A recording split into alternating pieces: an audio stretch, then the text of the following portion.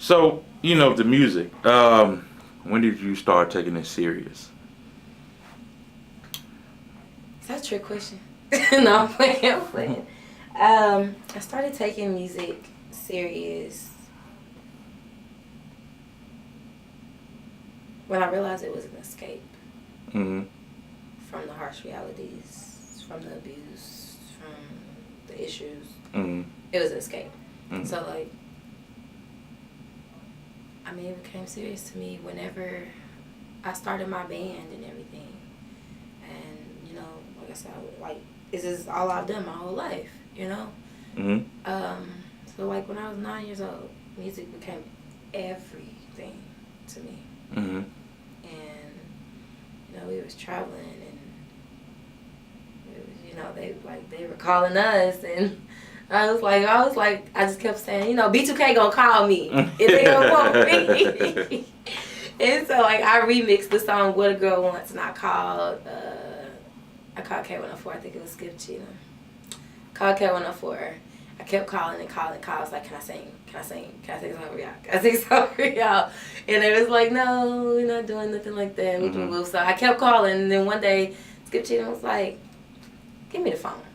And he was like, what is your name? And I was like, my name is Brandy, but they call me Diva, and I want to sing a song for you, or whatever.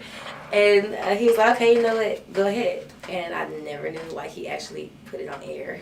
Mm-hmm. And he was like, hey, I got an idea for you. I don't know if y'all remember, Greg Street. Mm-hmm. And he was like, hey, I got an idea for you. Make me a song about Greg Street, and I'm going to play it. And I'm like, okay. So I did. And I guess that was like, okay, if I can do that, I can, just by me remixing the B2K song, What a Girl Wants, I was literally getting free tickets and VIP passes and limo rides and stuff, all kind of stuff, to all these concerts when they came to town, because that's how, it was just, it's just like, okay, the stars are aligning or whatever. And then, of course, I would go back to Oak Cliff. And then, my dad would be like, nah. You're not going to that show. You're not doing that competition. So, that was his way to punish me. Because anything else, I'm like, fuck you. Yeah. I'm going. But when it came to my music, that was the way that he would, hit me hard. Because everything else, I didn't care about whooping. Yeah. I fought back. So yeah. But he started doing that to me, taking away my studio privileges and stuff like that. I realized, I can't live without music. Mm-hmm. I really can't. And I don't know. It's been a long time coming. Okay. Me making a name for myself. Yeah. It's a process. You know what I'm saying? In the music industry, you gotta trust the process. Right. So, we're in the studio. So, what is the craziest studio story that you can tell? Oh, God. Okay. I'm not going to say what studio. Mm-hmm. But I was at a studio, and, how studios have, yes, the B room, A room, C room, like that. Okay. So, I was on my Tupac shit, finish the song in here with this producer, hit this one up, go to this with this already, the beat already ready, they ready for it, Okay, so I had just left out of the B room, and there was a guy just sitting there, just snorting powder, right there. right there. I was like, okay, I'm going to close this for you. And when I said, I'm like, I'm going to close this for you. And then all of a sudden I realized he wasn't by himself.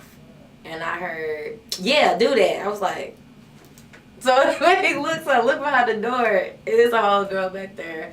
And she's just lit. Just it's cocaine all over her nose. It's you've been eating powdered donuts, girl. But I'm like, you know what? I'm just going to get back to, and I ended up shooting slugs when I made it to the next room. I ended up putting that in the song, and they was lit. So, they was out of their mind. So, they ended up coming in there and act like I didn't know who they was. Because I'm like, bro, I'm not finna put your business out there. I ain't gonna say who it is. But they came in there and they was like, that was me! Yeah! And so, yeah, that was a crazy experience. Okay. That was really crazy. Yeah, because I remember my first time seeing somebody do, you know, that, and it's a like you see it on the movies, but when you see it in real life, like, oh shit, like that's Nigga, I can see. that's the real thing right there. But yeah, Yeah. yeah. So I watched a old Migos interview with Vlad TV, and they said they did like 5 songs in one day. Mm-hmm. You know, so my question is to you, how many songs you think you can knock out in one day? In one day. Hmm.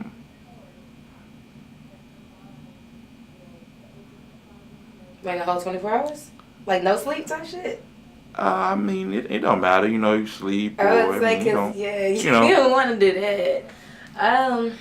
I have actually been in the studio, whatever, where we was like on some vampire type stuff. Mm. Go outside and like, but I think we did 15. It was 15. And 15 songs in one day? Yeah, me and Gorilla DJ Willie B. Hmm. Yeah. Yeah. Now, I mean, he still plays some of those songs at his clubs and stuff to this day. That's a lot of songs. So, because we did, of course, we got the mix and master done another day. Okay, yeah. So, how long did it take, just to knock out one song, you say? I can knock out a song as long as nobody ain't trying to hop on the track. That's the problem. People was coming in at the studio. Hey, let me get on that one. Me by myself, probably like an hour, like a whole song, like an hour. You can ask James. An hour? About an hour, and then the rest is like we go back and just listen to it. See what you want to put something in there. You want to whatever. Oh, you good? Mm-hmm. Okay, let's mix it. Okay. So, yeah, about an hour. So are you a writer or do you punch in? I'm a writer. Okay. I'm a writer. I have done that before where like just punch me in.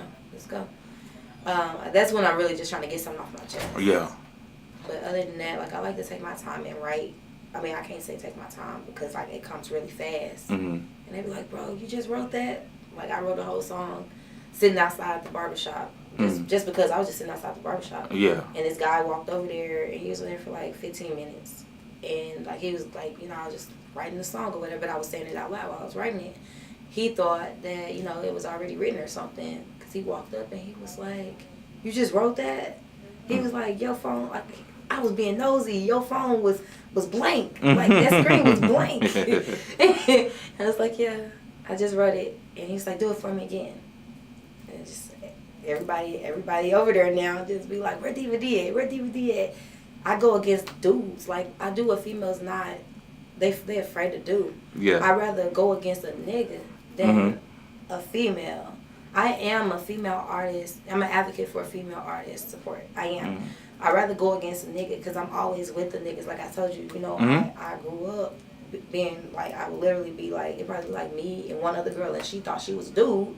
But we would be with all these niggas. Yeah. So, I'm not afraid. Yeah. So have you stuff like that. Have you ever tried battle rapping? Not on a level of like my girl Tokyo Judy because she got some. She really be traveling doing it.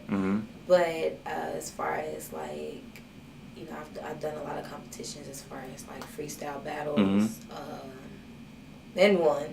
Because you say you like to go against the dudes. I forgot the battle rap league name, but they have dudes going against girls now. You know what I mean? And I don't know if you know who Trill Taj is, but she's from Dallas. And she be doing a battle rap thing. She went against the dude and crashed him.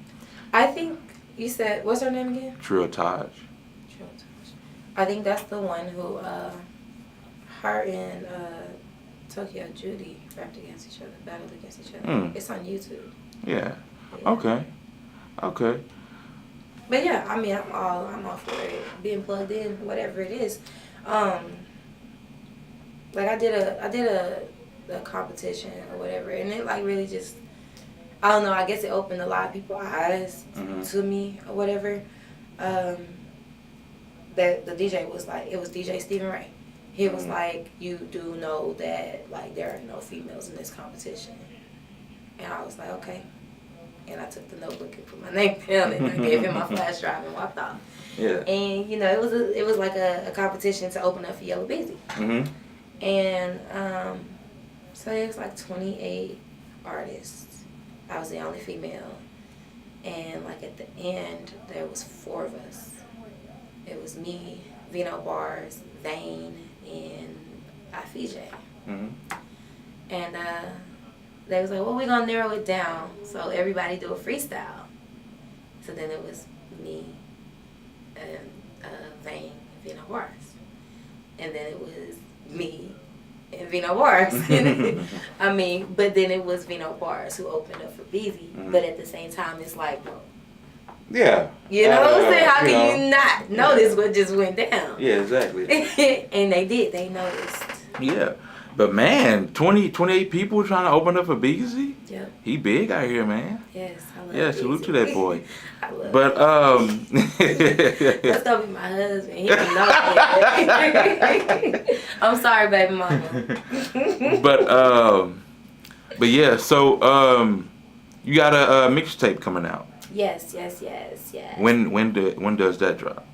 Actually, we're dropping it, and it's Queen Shit, by the way, and we're dropping it on the 24th. Mm-hmm. So yeah, it's I mean, everybody's been like, when is it dropping? When is it dropping? You know, of course, because you know we hashtag it and everything, and we talk about it on every chance we get on social media. So people are actually, you know, like, when is it gonna drop? When you gonna drop it? And I told them June, but I ain't tell them when. So now they like, June what? So I got people in Africa inboxing me like, when? And so I'm like, okay, now they know. Yeah, now they know. You heard it here first. But yeah. So, what's the hardest part about making a mixtape, in your opinion? The hardest thing about making a mixtape.